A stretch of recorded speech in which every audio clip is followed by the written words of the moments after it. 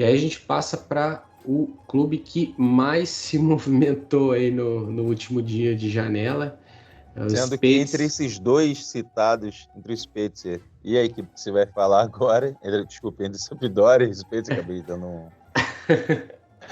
fazendo um spoiler, mas teve uma curiosidade aí que o Enzo vai falar, que do último minuto, dos últimos minutos da janela, teve um problema que acabou não acontecendo na negociação. É contigo, Enzo.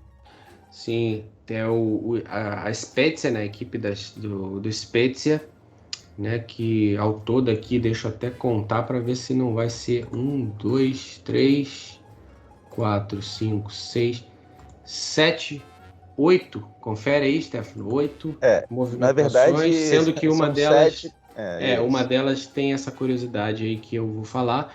Vamos para ela direto, que seria o Vladimiro Falcone, o goleiro da Sampdoria, que até o último minuto da janela estava envolvido numa negociação em que levaria o Provedel, que é o atual goleiro da Spezia, para Gênova, para jogar na equipe da Sampdoria, ser o reserva do Emil Aldeiro, e o Vladimiro Falcone fazer o caminho oposto, sair de Gênova e ir para La Spezia, né, para jogar no clube, mas acabou não rolando e essa troca por empréstimo aí acabou não acontecendo. Cada um desses dois jogadores permaneceu nas suas respectivas equipes.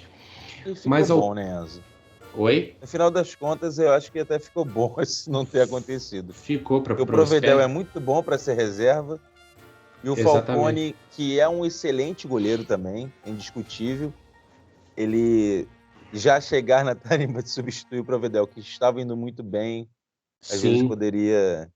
eu também acho que ia ser um desperdício. O Provedel é muito bom goleiro, eu também sou fã dele pela última temporada que fez na Série A, né?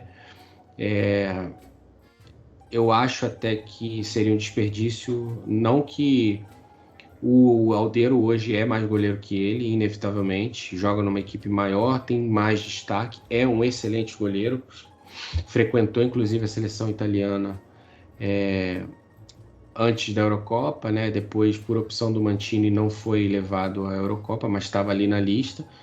E, pô, ter o Provedel como reserva seria muito luxo, né? Eu acho que na Spezia ele vai continuar a brilhante carreira e quem sabe numa próxima ele possa, se for o desejo dele, ir para uma equipe de maior projeção, aí sim ele possa ir para uma equipe que dê a condição a ele de ser o titular. Mas, além dessa negociação que falhou, tiveram outras que foram efetivadas, né? A Spezia fez muitas negociações, inclusive teve uma até que deu até um trabalho para a gente apurar, que é o caso do atleta que é da Internacional, o Edith Salcedo, que uma hora ele esteve negociado com o Genoa, aí depois ele aparece no Spezia, até a Não, gente... ele acordou de manhã, tô no Cagliari. Passou o dia, tô no Genoa. Acabou o dia, tô no Spezia. Pois Foi isso é, que aconteceu. Basicamente foi isso. ele tomou café da manhã em Cagliari, almoçou em Genoa e Dormiu no Spezia. foi dormir lá no Spezia. Um bom jogador mesmo. Teve destaque, inclusive ele participou da equipe do Verona com o Juric, né? Muito bom jogador. Além dele, o Agudelo, que já esteve no Spezia na temporada passada e foi reemprestado pelo Genoa, ou seja, teve a renovação do empréstimo efetuada. O Spezia foi buscar no Barcelona também o jogador Rei Banai, um É albanês, albanês, atacante de 24 anos, por empréstimo. E o Strelec, né? O Strelec, sim, um jogador já conhecido do Bratislava, jovem também, promissor.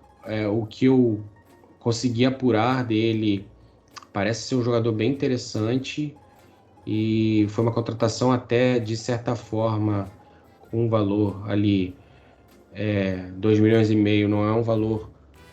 Para o Spezia não é um valor que possa ser considerado um valor baixo, né? Então, assim, é um alto investimento. É um alto investimento, bom ficar de olho. Tomara que ele consiga desempenhar um bom papel na equipe do Spezia, que precisa muito disso, né? Que esses muitos jogadores que movimentaram o mercado do Spezia consigam transformar esse número em qualidade, né, de elenco, para que o Spezia consiga fazer uma boa temporada, assim como consiga a manutenção da equipe na Série A, né? Assim E como aí é eu bem relativo, né? Se você for analisar, fazer tantas contratações no último dia da janela, pode pegar um pouco para formar o elenco, fazer com que todos se entendam no elenco.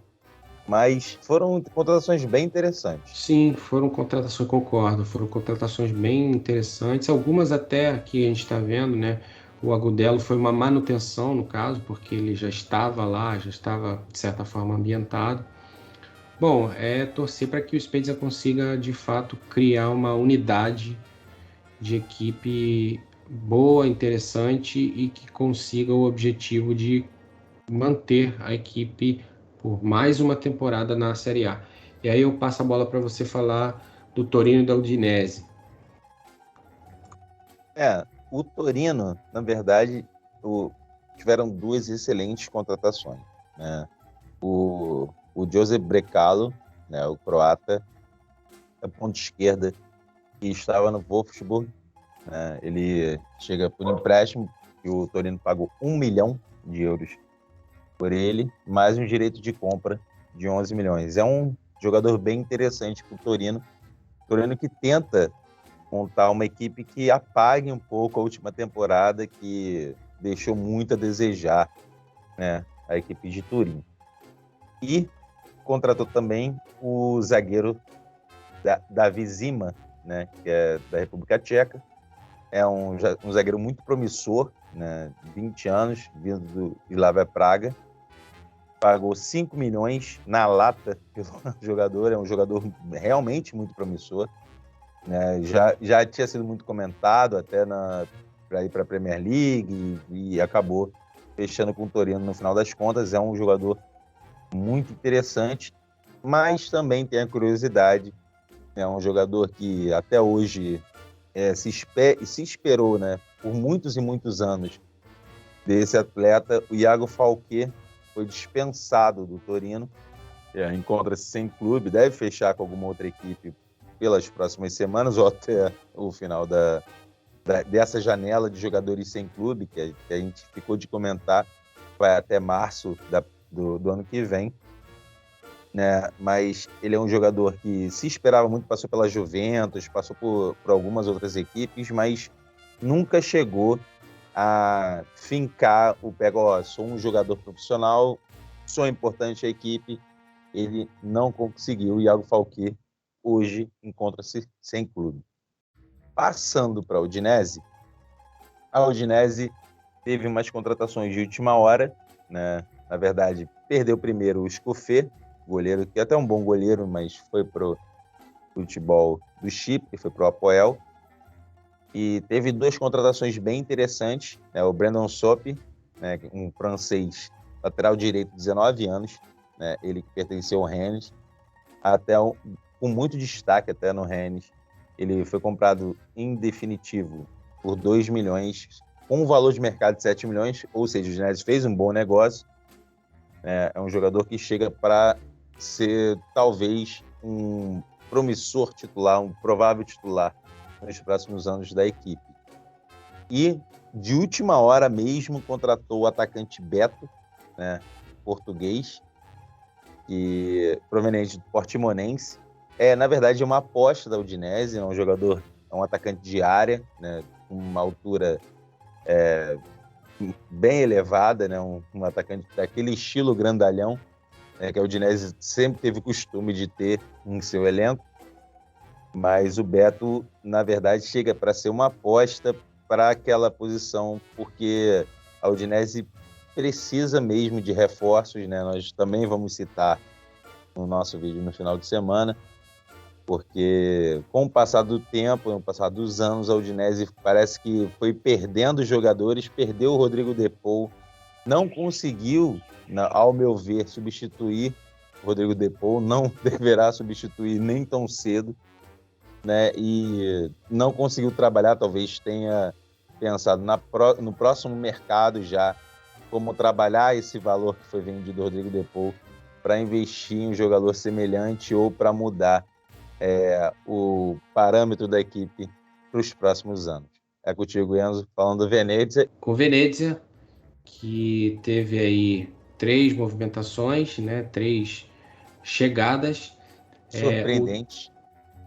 A primeira delas é meio que até esperada, porque o presidente, o atual presidente, dono do time, é um americano, né? É um dono americano e tem investido muito, inclusive no mercado americano, para fazer a composição do elenco do Venezia. Então chega mais um jogador proveniente dos Estados Unidos, é o Jack De Vries, de 19 anos, um meia-direita, né? Veio do Philadelphia Union por empréstimo de 1 ano. Mas se eu tivesse que apontar aqui das 3, a que mais me chamou a atenção, sem dúvida nenhuma, para mim seria o Ethan Ampadu, do Chelsea. É um zagueiro promissor, né? Um zagueiro muito promissor do Chelsea. Eu até me assustei quando essa notícia surgiu. Não sei se você também ficou surpreendido. Eu nem acreditei, assim. Falei, errou. Então tá errado aqui, não existe isso.